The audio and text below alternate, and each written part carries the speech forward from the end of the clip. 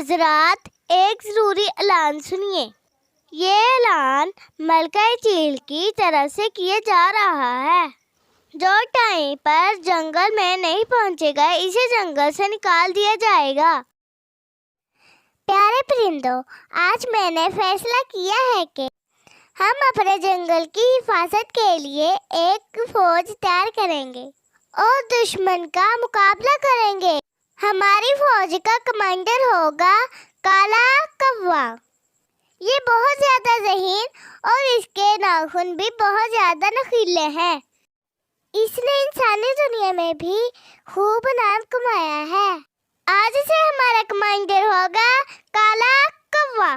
اب جنگل میں 2 گروپ بن چکے تھے، ایک پڑھی لکھی سونو چڑیا کا اور دوسرا چلاک کوے کا۔ یہ دونوں اگر اچانک بھی ایک دوسرے کی طرف دیکھ لیتے تو اپنی آنکھیں لال کر لیتے اور دوسری طرف منہ کر کے بہت غصے میں آ جاتے تھے۔ کالے کوے کے گروپ میں بنٹی کبوتر اور رام لالو بڑی چونچ والا شامل تھا۔ یہ دونوں بہت ہی زیادہ خطرناک تھے۔ سونو چڑیا کے گروپ میں اس کے جیسی ہی پڑھی لکھی لالو چڑیا اور نیلو چڑیا شامل تھی۔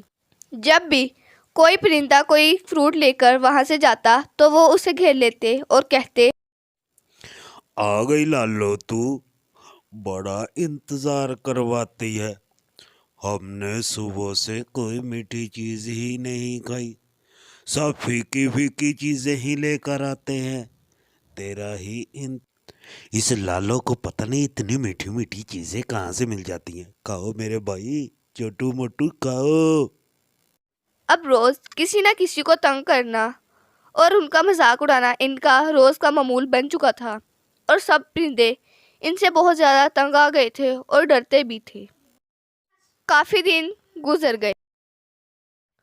جب سونو چڑیا اپنی شکایت لے کر چیل کے پاس جاتی تو وہ الٹا اسے ہی ڈانٹ دیتی تھی۔ تم چھوٹی چھوٹی بات میرے پاس لے کے آ جاتی ہو۔ جنگل میں چھوٹے موٹے مذاق ہوتے ہی رہتے ہیں۔ میں نے کوے سے پوچھا، اس نے کہا میں مذاق کر رہا تھا۔ اب جاؤ اپنا کام کرو۔ جنوری کی 1 تاریخ، یہ وہ دن تھا جس دن چیل کے جنگل میں اڑنے کا مقابلہ ہوا کرتا تھا۔ اب مقابلہ ان دونوں گروپوں کے درمیان تھا اور دونوں گروپ بھی بہت زیادہ غصے میں تھے اور مقابلے کے لیے تیار تھے۔ اس دفعہ اس ریس کا انعام بھی بہت عجیب و غریب تھا کہ جو اس دفعہ جیتے گا وہ اس جنگل کا بادشاہ ہوگا۔ آج مقابلے کا دن آ گیا تھا اور دونوں گروپ ایک دوسرے کو بہت غصے سے دیکھ رہے تھے۔ مقابلے کا آغاز بنٹی کبوتر اور نیلو چڑیا سے ہوتا ہے۔ یہ دونوں ایک رفتار سے ہی اور ایک برابر جا رہے ہوتے ہیں۔ آگے جا کر نیلو چڑیا کی رفتار سست ہو جاتی ہے اور بنٹی کبوتر آگے نکل جاتا ہے۔ اب کوے کے گروپ میں خوشی کا سما تھا، وہ طنز کر رہا تھا اور اچھل اچھل کر ان کا مذاق اڑا رہا تھا۔ اب مقابلے کی باری آتی ہے لالو چڑیا اور رام لالو کی۔ رام لالو کا وزن زیادہ ہوتا ہے، اس لیے لالو چڑیا یہ ریس آسانی سے جیت جاتی ہے۔ سونو چڑیا پڑھی لکھی ہوتی ہے، اس لیے وہ ان کا مذاق نہیں اڑاتی اور ان کا مذاق اڑانے کی بجائے اپنے اللہ کا شکر ادا کرتی ہے کہ اس نے اسے کامیابی دی۔ اب مقابلہ تھا کالے کوے اور سونو چڑیا کا۔ یہ مقابلہ بہت ہی زیادہ خطرناک تھا کیونکہ اب ان دونوں میں سے ہی کوئی ایک بادشاہ بننے والا تھا۔ مقابلہ شروع ہوتے ہی کالا کوا بہت زیادہ آگے نکل جاتا ہے اور سونو چڑیا اسے دیکھ کر حیران رہ جاتی ہے۔ اب وہ بیچاری سوچ میں پڑ جاتی ہے کہ وہ اس سے کیسے جیتے اور کیسے اس کے آگے نکلے۔ وہ کہتی ہے کہ اگر آج میں یہ ریس نہ جیت پائی تو پھر کبھی بھی میں یہ ریس نہیں جیت پاؤں گی۔ وہ بہت زیادہ پریشان ہوتی ہے اور یہ کہہ کر اپنی رفتار تیز کر لیتی ہے اور کالے کوے سے دیکھتے ہی دیکھتے آگے نکل جاتی ہے۔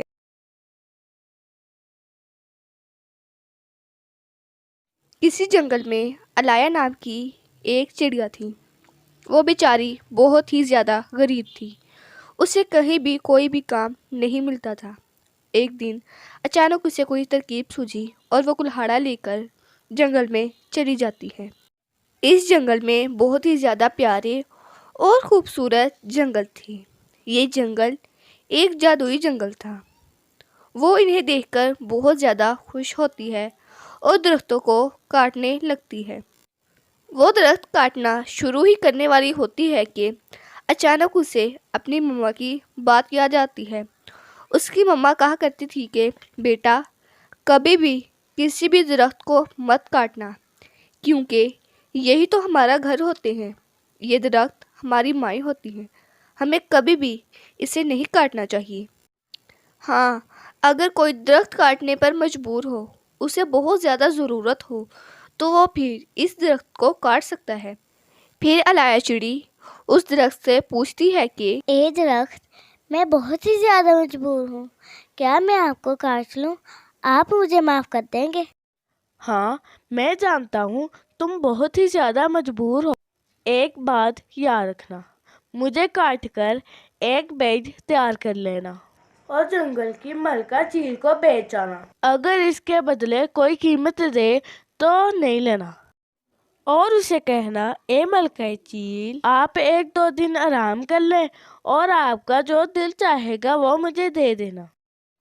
الایا چڑی درخت کو کاٹتی ہے اور اسے بیٹ بنانے کے لیے ترخان کے پاس چلی جاتی ہے۔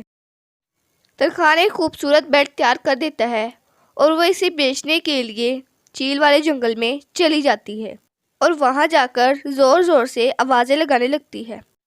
بیٹ لے لو جادوئی بیٹ، بیٹ لے لو جادوئی بیٹ، بیٹ لے لو جادوئی بیٹ۔ اس میں کون سی جادوئی بات ہے جو تم اسے جادوئی بیٹ کہہ رہی ہو؟ آپ 1-2 دن اس پہ آرام کریں گی تو آپ کو خود ہی پتہ چل جائے گا کہ اس میں کون سی جادوئی بات ہے۔ الایا، اس کی کیا قیمت ہے؟ آپ پہلے خرید لیں، پھر 1-2 دن آرام کر لیں، پھر آپ کا جو دل چاہے وہ مجھے دے دینا، میں لے لوں گی۔ جیسے ہی چیل اپنے بیڈ پر سوتی ہے تو وہ بہت زیادہ گہری نیند میں کھو جاتی ہے۔ کچھ دیر بعد اسے ایک خواب آتا ہے۔ وہ اپنے خواب میں کیا دیکھتی ہے کہ کالا کوا اس جنگل کا بادشاہ بننے کے لیے چیل کو دودھ میں زہر ملا کر دے دیتا ہے اور چیل مر جاتی ہے۔ تھوڑی دیر بعد بیڈ سے آواز آتی ہے کہ اگر چیل دودھ نہ پیے تو وہ بچ سکتی ہے۔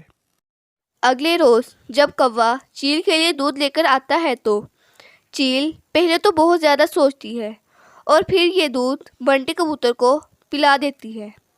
بنٹی کبوتر جب یہ دودھ پیتا ہے تو وہ مر جاتا ہے۔ چیل یہ سب کچھ دیکھ کر بہت زیادہ غصے میں آ جاتی ہے اور کالے کوے کو ساری زندگی کے لیے سزائے قید سنا دیتی ہے۔ پیارے بچوں، ہمارے ویڈیو کو لائک سبسکرائب ضرور کرنا۔